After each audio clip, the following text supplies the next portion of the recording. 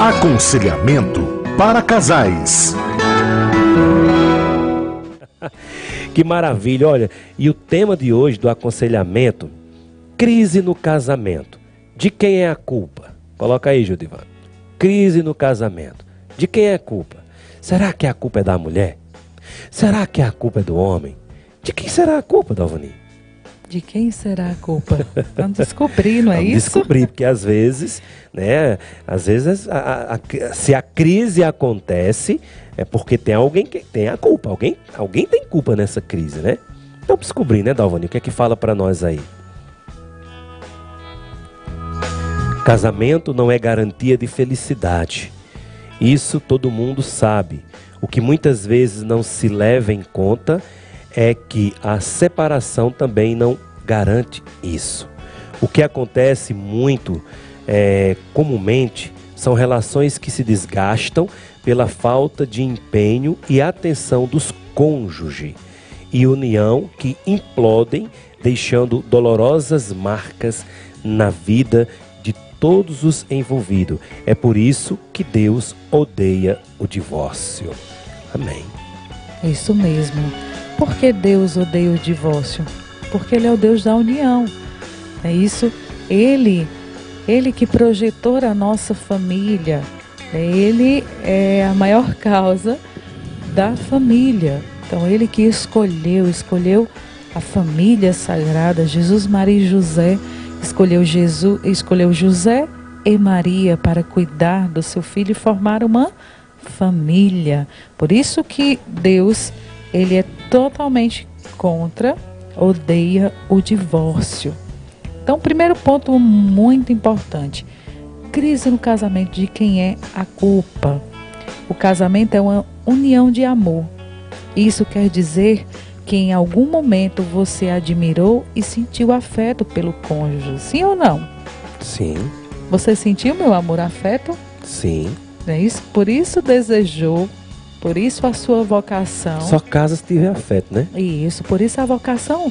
A não ser que seja os casamentos falsos que casa por dinheiro. Aí é outra história, né? Por interesse financeiro. Então, o casamento é uma união de amor. Isso tem que ficar claro, né? Uma união realmente de amor. Então, procure pensar nos motivos que levaram você a querer decidir uma vida a dois. O que te fez casar? Sim. Por que você casou, né? Por que você queria ser casado, né?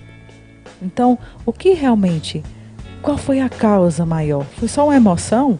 Foi só um prazer sexual? Então, não, de maneira alguma. Para sair de casa? Isso, para se livrar dos pais. Quantos casos a gente acontece? Da opressão muitas vezes do pai, da mãe, das regras, né? E quantos se casam para se livrar. Aí pensa que vai se livrar de um problema, que é por enquanto que tem, né? Aí quando age dessa forma, adquire dois problemas. Porque o problema que já tinha com o pai e a mãe, o problema do casamento, aí vem a separação e o terceiro problema, que é voltar para a casa dos pais e da mãe, que é mais complicado ainda depois que sai, né? Isso mesmo. Por isso que é bom, enquanto casal, a gente ter e relembrar esses momentos realmente que fizeram, né, o casal a optar por uma vida a dois. O que levou o cônjuge, né, a optar a casar. Então, relembre momentos em que vocês foram felizes. Isso é muito importante. Por que eu casei? Para que eu casei? É um ponto fundamental que você precisa realmente ter sobre a sua mente, realmente essa vocação a que você foi chamado. Então, listar as qualidades do seu cônjuge pode ajudar a amenizar desapontamento e desejos, né, que realmente divide. Então é fundamental sobre este ponto, que você precisa buscar realmente, né, relembrar momentos felizes com o seu esposo, porque senão você vai viver sempre em crise e sempre colocando a culpa no outro, sempre colocando a culpa no seu cônjuge, né, o esposo na esposa e o esposo, né, na esposa. Então, é de fundamental importância você realmente olhar para si. Não, foi eu que decidi viver uma vida a dois, foi eu que decidi subir ao altar. Eu não fui obrigado, mas eu fui motivado pelo amor maior, né? Pelo amor que eu decidi viver com a minha esposa, com o meu esposo, e realmente fazer disso, né, um juramento. Porque quando estamos no altar, nós juramos primeiramente para Deus e um para com o outro, e um para o outro, não é isso? Ser fiel, sim, na alegria, na tristeza, na doença, né? Na pobreza. Em todos os momentos. Então esse foi um juramento que você fez a Deus e principalmente ao seu parceiro. Então, quando há essa quebra de juramento, o casamento está em crise. Entra em crise, né? Entra em crise. Então é de fundamental importância você realmente buscar vivenciar esses momentos e relembrar esses momentos que vocês juraram para com o outro, ser fiel e amar um ao outro. É verdade. Nós perguntamos de quem é a culpa, né? Aí Lucineide Aragão aqui no canal no YouTube, ela disse assim: a culpa é dos dois. Então você, nota 10, viu? No dever de casa você respondeu direitinho, né? Porque às vezes a gente fica querendo procurar o culpado. Não, a culpa é a mulher, a culpa é o homem, não, a culpa é sua, né? E na verdade a culpa é dos dois, porque nunca uma discussão ou uma crise ou um conflito nasce de um lado só, né? Nasce de um lado só.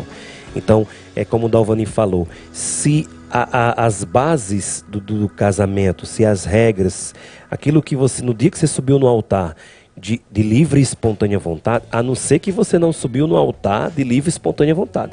Tem muita gente que diz assim: a igreja hoje está acabando os casamentos, né? A forma como o povo fala, né? Porque a igreja hoje ela tem o poder de declarar que o casamento é nulo, mas jamais a igreja pode desfazer um casamento, né? Nulo porque não existiu. Concreto, exatamente. Jamais a igreja pode separar o que Deus uniu, porque isso é palavra de Jesus, né?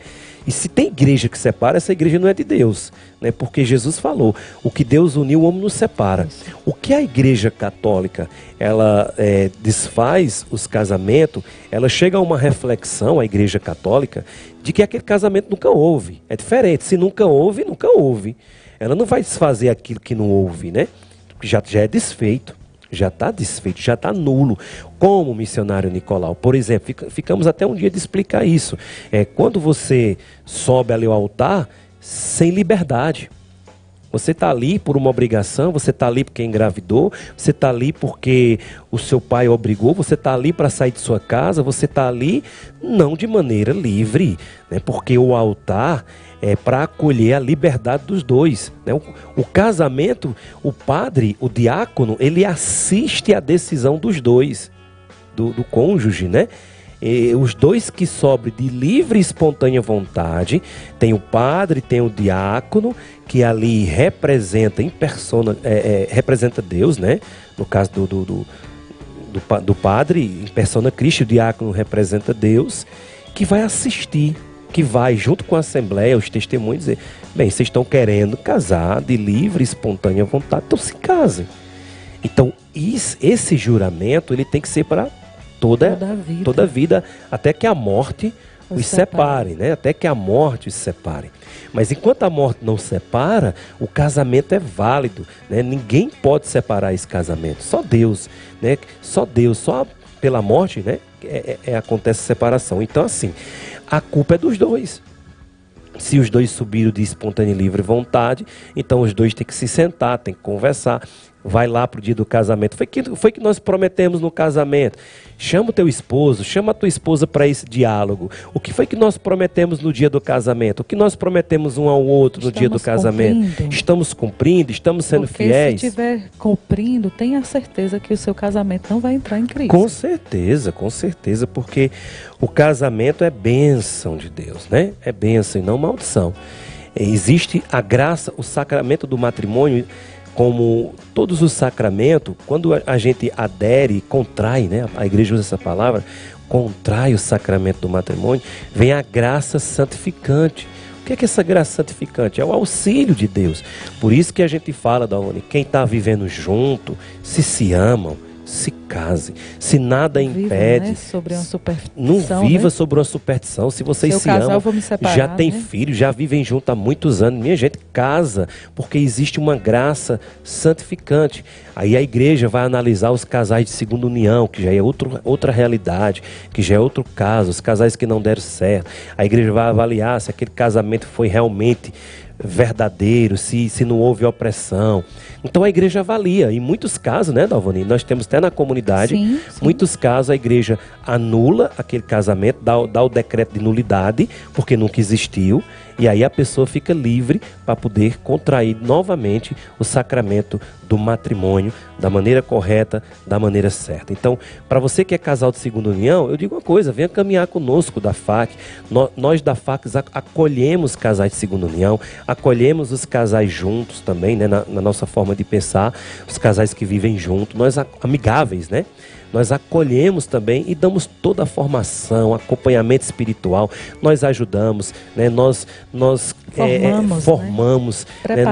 Preparamos, não tem exclusão, pelo contrário, muitos que estão no grupo de casais hoje, no grupo de casais, no projeto SOS Casamento Restaurado, muitos fazem parte e aqui na FAC encontra esse apoio, encontra esse refúgio. Então, a cada 10 dependentes químicos, 1 está em tratamento. Ajude-nos a manter a nossa casa para dependentes químicos. A Casa da Misericórdia. Fale conosco. 3521-4151. 3521-4151.